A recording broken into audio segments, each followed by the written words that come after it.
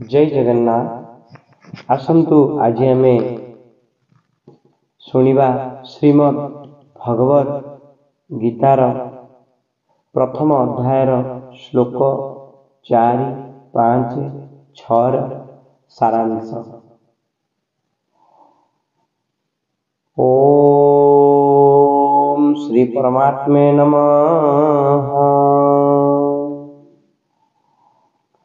संबंध द्रोणाचार्य को पांडवों सेना देखिबा पाई प्रार्थना करी दुर्योधन एवं पांडव सेनांक महारथा मानंकु देखाउछन्ति। अत्र शूरा महेश्वासा भीमार्जुन श्यमायुधि युयुधानो विराटश्च द्रुपदश्च महारथ। धृष्टकेतुश्चेकितानः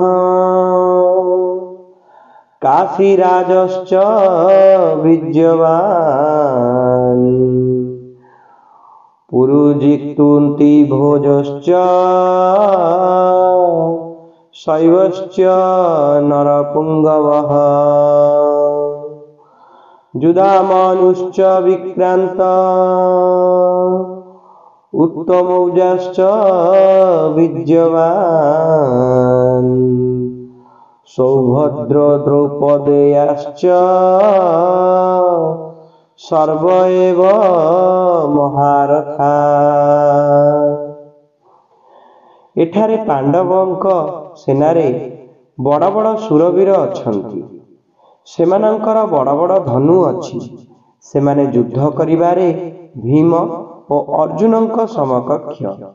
सेमानंक मध्यरे युयुधान सात्यकी राजा विराट महारथी द्रुपद धृष्टकेतु चेकितान और पराक्रमी काशीराज मध्य अछंती। पुरुजित और कुंतीभोज ए दुई भाई तथा नरश्रेष्ठ शैव्य मध्य अछंती। पराक्रमी युधामन्यु और उत्तमौजा मध्य अछंती। सुभद्रा पुत्र अभिमन्यु और द्रौपदीर 5 पुत्र मध्य अछंती। ए समस्ते महारथी। व्याख्या। अत्र शूरा महेश्वासा भीमार्जुन समायुधि जहा साहाज्यरे सर निक्षेप करा जाए ताहाकु ईश्वास बा धनु कहंती। जहांक पाखरे एपरी बड़ बड़ ईश्वास थाए सेमाने महेश्वास अटंती। तात्पर्य हेला बड़ धनुर गुणकु आकर्षण करी सर निक्षेप करिबा पाई अधिक बल प्रयोग करिबाकु पड़े।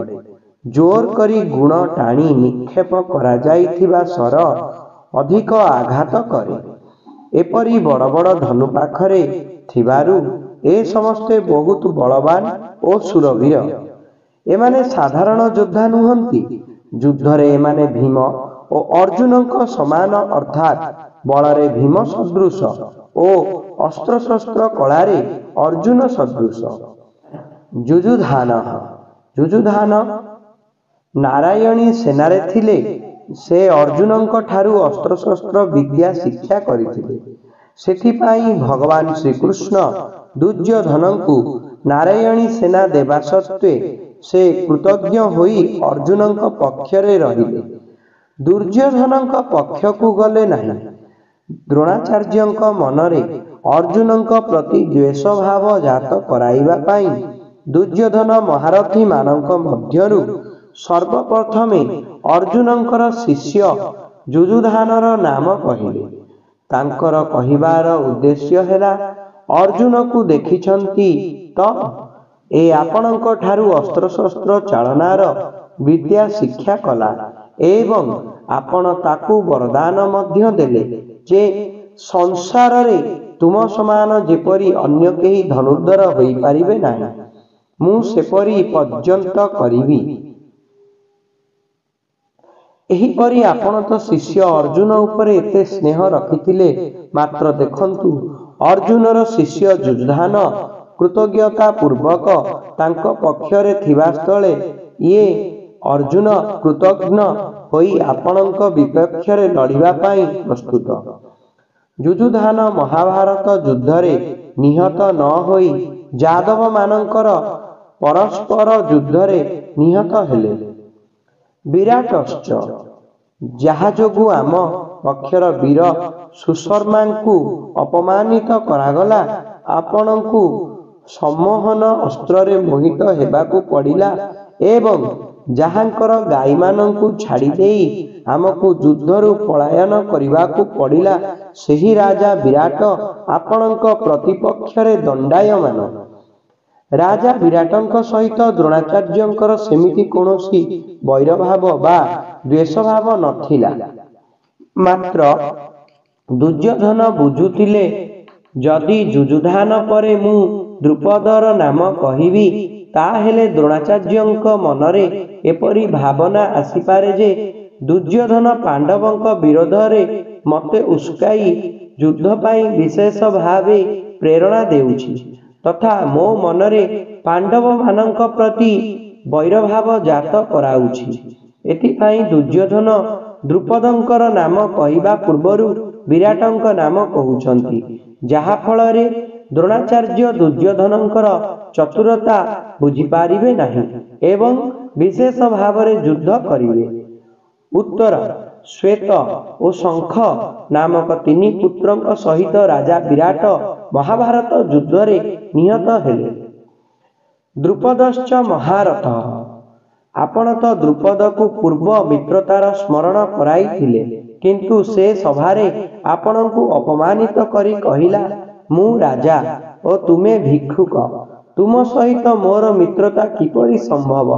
ଆହୁରି ମଧ୍ୟ ବୈରଭାବ ଯୋଗୁଁ ଆପଣଙ୍କୁ ମାରିବା ପାଇଁ ସେ ପୁତ୍ରଜାତ କଲା। ସେହି ମହାରଥୀ ଦ୍ରୁପଦ ଆପଣଙ୍କ ସହିତ ଯୁଦ୍ଧ କରିବା ପାଇଁ ବିପକ୍ଷରେ ଦଣ୍ଡାୟମାନ।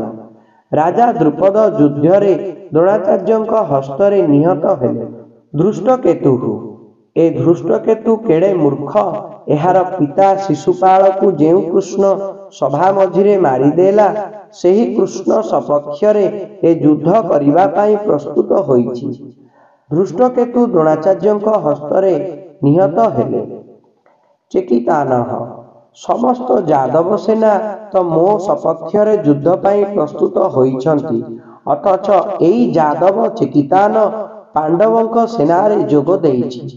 ଚେକିତାନ ଦୁର୍ଯ୍ୟୋଧନଙ୍କ ହସ୍ତରେ ନିହତ ହେଲେ। କାଶୀରାଜଶ୍ଚ ବୀର୍ଯ୍ୟବାନ୍, ଏ କାଶୀରାଜ ବଡ଼ ଶୂରବୀର ଓ ମହାରଥୀ। ଏ ମଧ୍ୟ ପାଣ୍ଡବଙ୍କ ସେନାରେ ସମ୍ମିଳିତ ହୋଇଛି।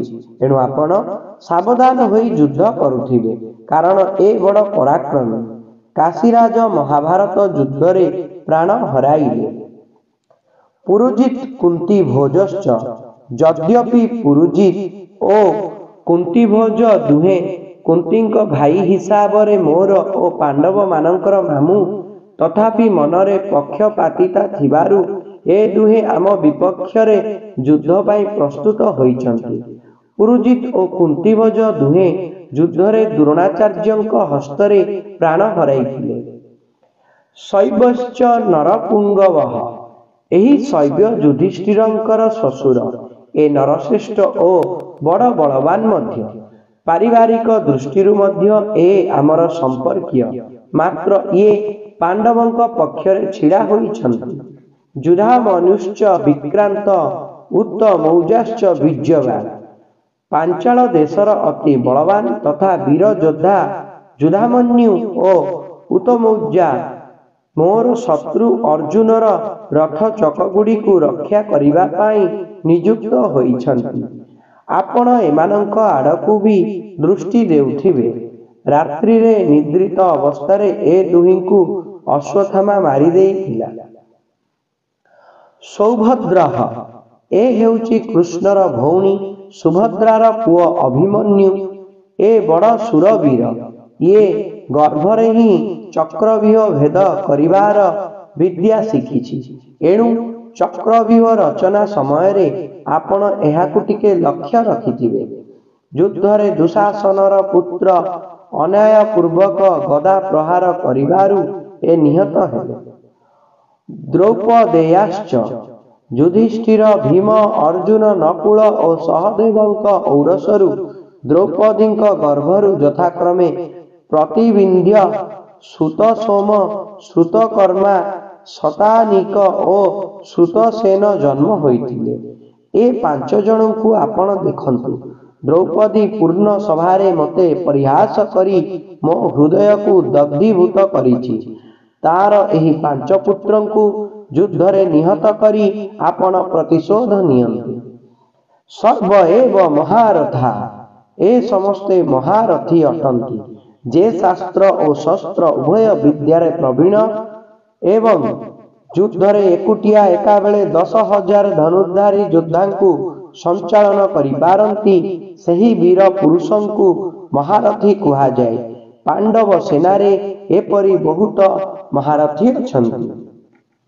ତ ଏହି ଥିଲା ଶ୍ରୀମଦ୍ ଭଗବତ ଗୀତା ଶ୍ଲୋକ 4, 5, 6ର ସାରାଂଶ।